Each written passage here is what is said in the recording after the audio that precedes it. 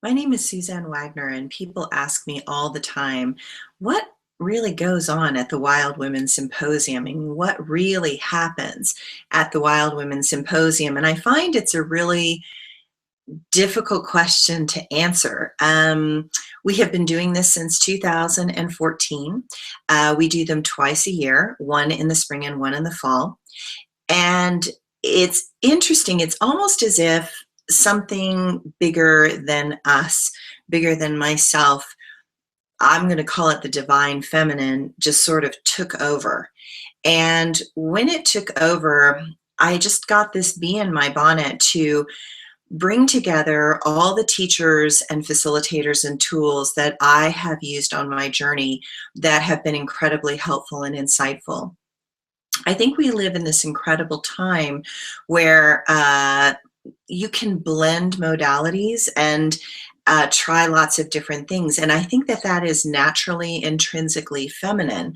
I think the feminine wants to have life like a smorgasbord. I think the feminine wants to have all the flavors and tastes that are life, and that we need different things at different times and in different moments.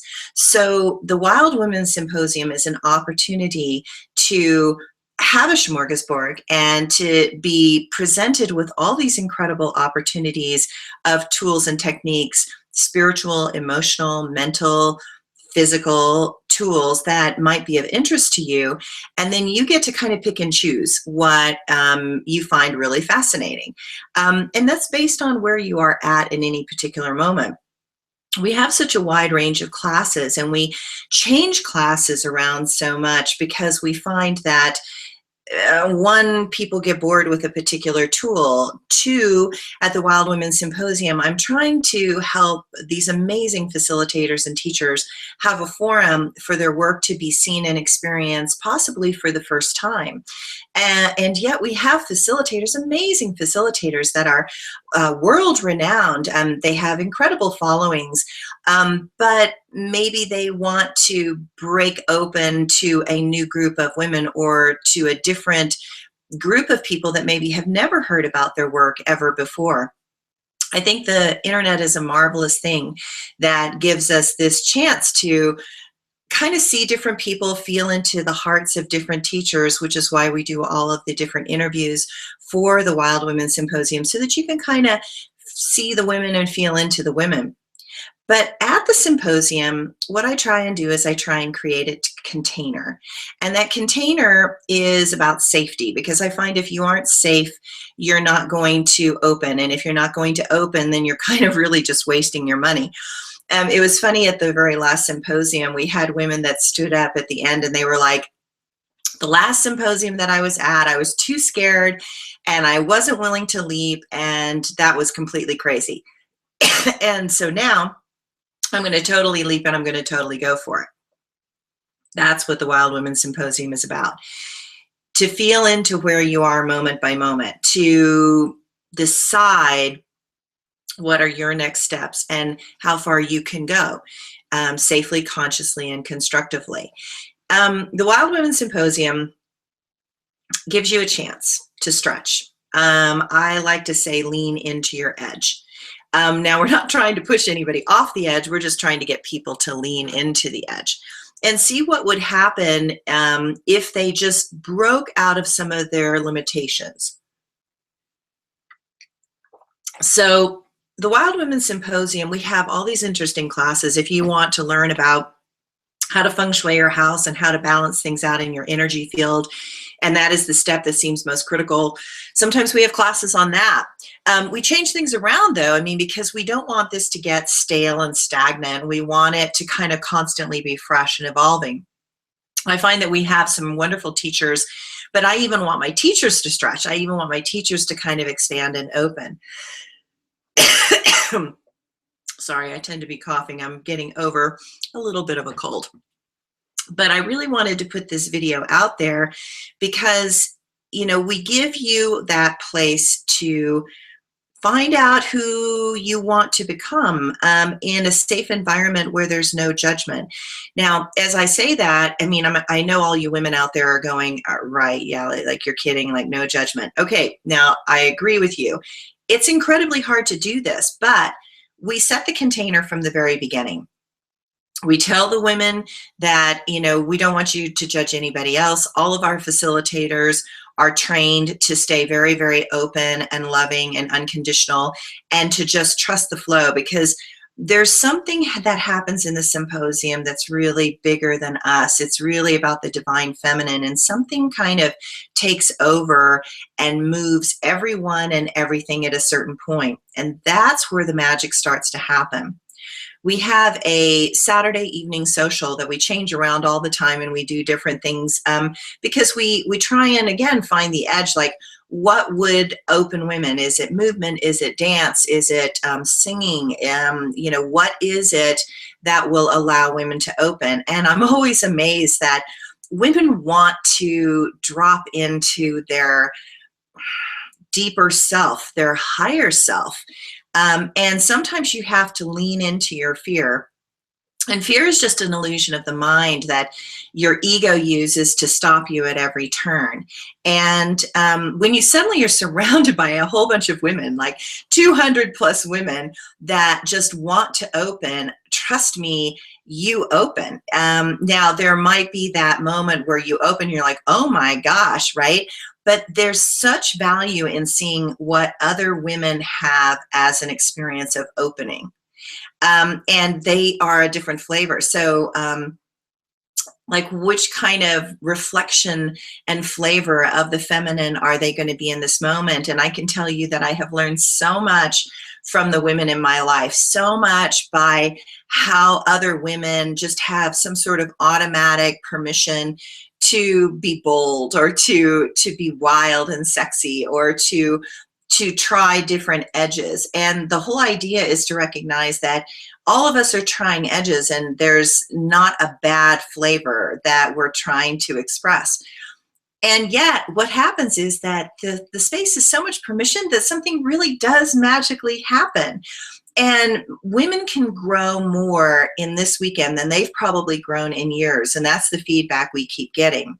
We're at this point now that we have people in Baltimore that want us to do it there, in Florida and Colorado, in California, and in India that want us to bring the Wild Women Symposium to them. And we have every intention of doing that.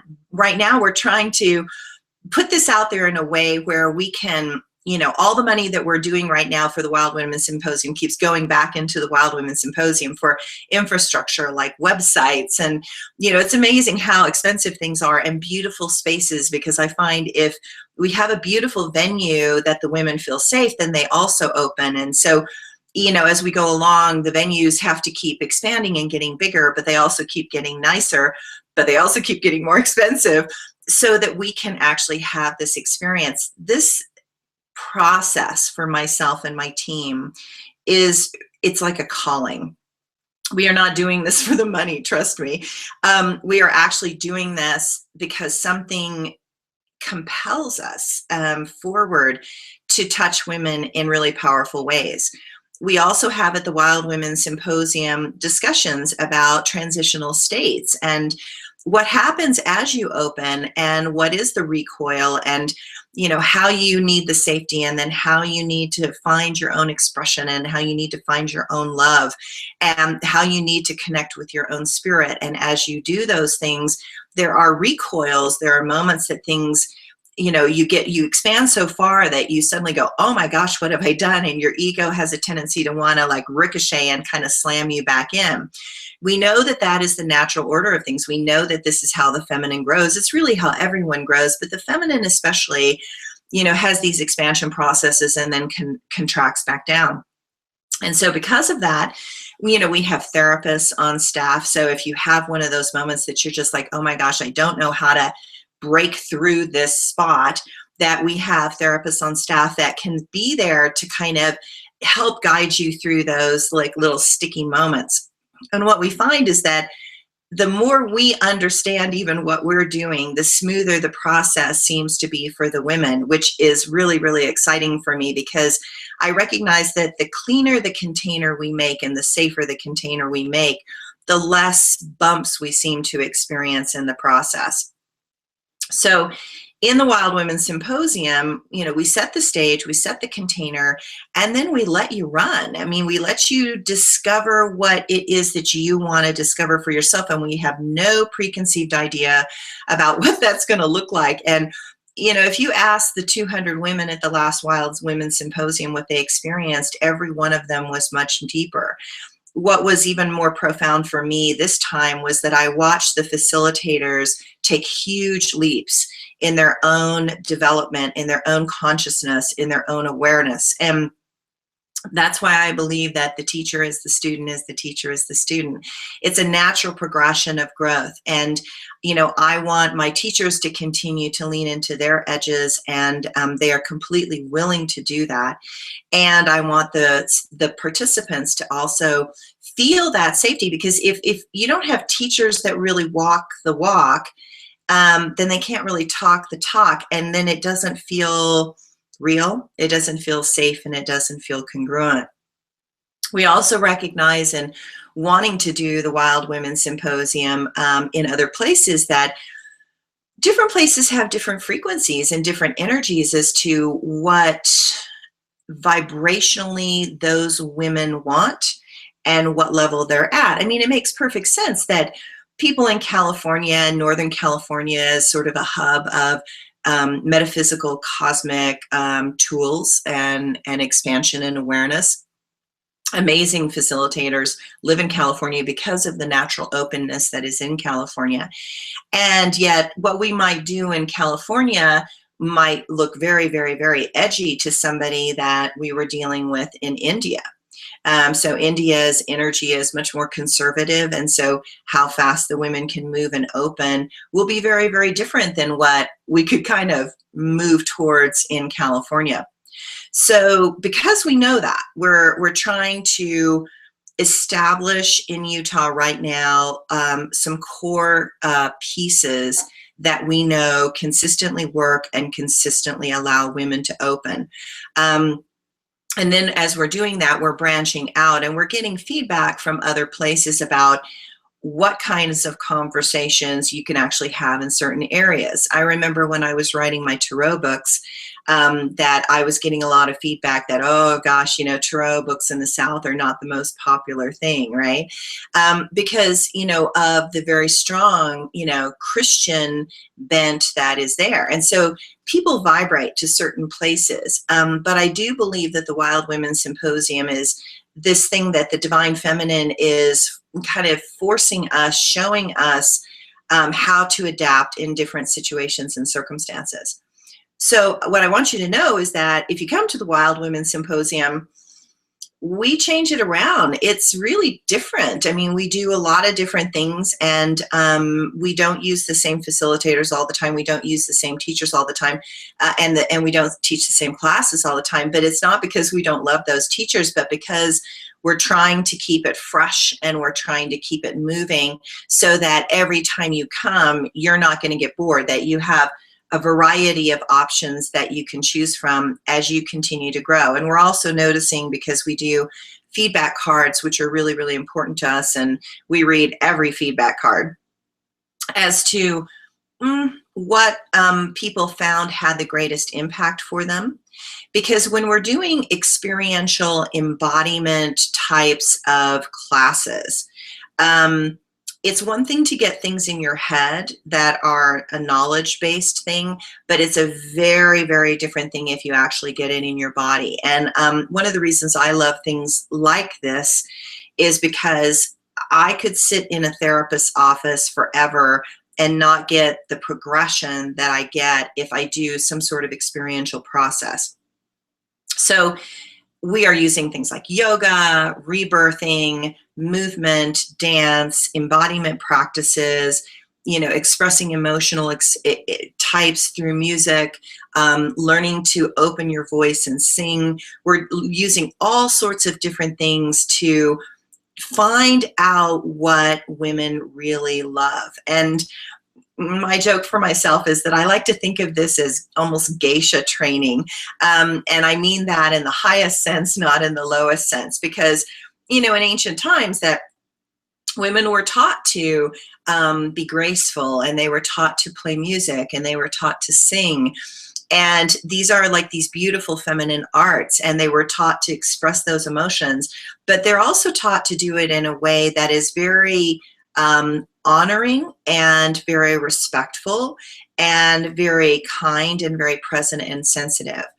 What was so wonderful about the last Wild Women Symposium was that I had challenged the women that were participants to step into their own inner healer and to see where they need to intuitively say something to another woman that might be a participant. Like, where are they feeling called to help another woman? Where are they being called to touch another woman's heart? And to recognize that, you know, every woman is a healer. Every woman is a facilitator. Every woman has incredible wisdom to share. And some women share that wisdom through their bodies. Some women share that wisdom through their voice and their communication and their knowledge and their tools. But that each woman has something that in a moment, if they trust that and they listen to their intuition, that they can move.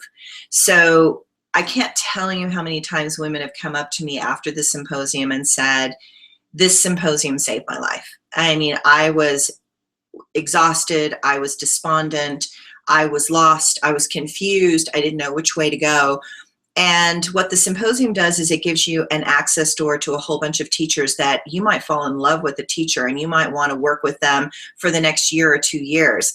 And that I recognize that these things are a process. So after the symposium, all of the facilitators are required to be teaching a class within the next 6 months before the next symposium, so that you know, and they make their own money, they get to do it their own way. We support them in the marketing of that so that they can get it out there, and that really helps everybody, because I think the symposium doesn't really end. We're having women that this is their spiritual path, this is their spiritual journey, and we're not pretending to be one of the incredible gurus, or we're not pretending to be an organization that has all the answers. We are just presenting you with a whole bunch of options that give you answers and can help you along your path. And whatever you're intrinsically drawn to is where you're supposed to be. We also have social coordinators, meaning that we have social events after the symposium. We had a lovely party that was sort of like a fire decompression party that was at one of our lovely, you know, facilitators and body workers' houses. And we went outside and it was cool. Like, we had a huge storm come in and we had a fire pit going, and it was interesting to kind of be in the nature and to be one with nature. We also do classes that we just are events that we just go to dinner and we all hang out and we just talk, and we have girls' night out and we laugh and we're silly and we do crazy things. We also do things where we have like painting parties where you actually learn how to, like, all together we're creating one gigantic painting that is an expression of the Wild Women Symposium. And so some of these things are that you have to pay for, because obviously if we have a painting class, we're paying somebody, but it's cheap. It's like $10. And then if you go to the social events that are dinners, obviously you have to pay for your own dinner, but you get to hang out and you get to be with the energy of the women again, and you get to feel the support again with the women. And that is so, so important, to feel that you belong to a community. I know that for myself, when I was doing all this work in the 60s and 70s and 80s, it was really odd to do this kind of work. Like, I was like the odd duck. I was the person doing, everybody's going, you're doing what? And now, because of the amazing television shows that are out there about psychics and mystics and mediums, there's so much more available, and there's so much more available on YouTube. We, again, don't pretend we have all the answers. We are exploring tools that hopefully will give you answers, but it is your openness and your responsiveness that allows those tools to really deeply anchor in to something. The other thing I always like to tell people is that in my journey, I've been with facilitators and I got a piece, and at the time I thought, ugh, what is that piece about? I really don't even know what that piece is about. And then 20 years later, that particular piece suddenly makes all the sense in the world. So I tell you also to stay very open-minded, because sometimes you don't know why you've chosen, why your intuition, why your guides said to go into this particular class, and you get in there and you're going, what the heck is that, right? And yet at the same time, down the road, that piece might be the most critical piece that you need for a breakthrough. So understand that inner growth is not linear. It's not. You are not a linear being, though you're having a linear experience. And so there's moments where your higher self and the guides and the angels are putting in a critical piece, because that's the moment that they can put that piece in. But then afterwards, it might totally be a very, very different experience than what you thought you were getting. So for myself, I know that what I thought was the message of a particular consciousness breakthrough, sometimes later on was much deeper or complex, but my consciousness could not absorb the full impact of that. I've had experiences where I felt like I was still processing that experience for maybe 5 years. I was still unraveling that process for 5 years. So I want all the ladies out there that are interested in the Wild Women Symposium to start to feel into what they need. And we try to, we interview facilitators, we screen facilitators, and we try and create an event that has a vast variety of options, from the easy to the not easy. And it was so funny at the last symposium to hear women go, I avoided this class and I heard nothing but really wonderful things about this class, but it just scared the out of me. And now I'm going to go to take this class. And it's so adorable to watch women come in and you can just see the fear on their face.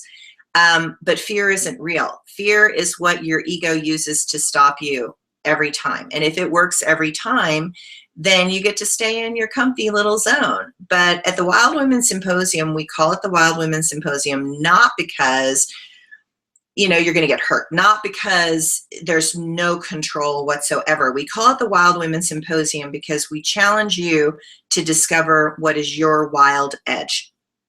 It won't be my wild edge. It's your wild edge. It's you leaning into something and discovering what's true for you in that moment. So join us at the Wild Women Symposium. I hope that all these videos that we have out there will continue to give you ideas and insights.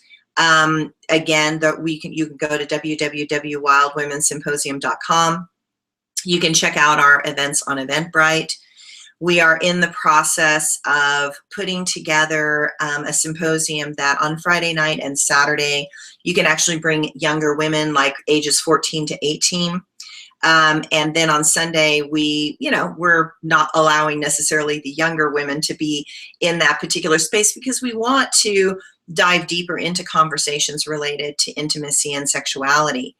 But if you have a younger woman that's in your life that you want to help them build self-esteem, and what I find is mothers and daughters, wow, the bonding that we have seen happen at the Wild Women Symposium between mothers and daughters is so powerful. If you have an adolescent that you feel you are losing that connection with, you are losing that bonding with, please check us out. Please come to the Wild Women Symposium. Bring your daughter. Bring your stepdaughter, bring your friends' daughters, give them that opportunity to grow, because I've had young women say, wow, I'm so glad I got to do this when I was younger. It has opened my mind in so many ways. And I've seen young women come in and they do a Wild Women Symposium, and then the next one, they get so much more out of it because they actually understand what the nature of that expression is. And it's beautiful to see women open. I don't think there's anything more precious than to see a soul expand into its authentic self. Please join us at the Wild Women Symposium. Have a wonderful day.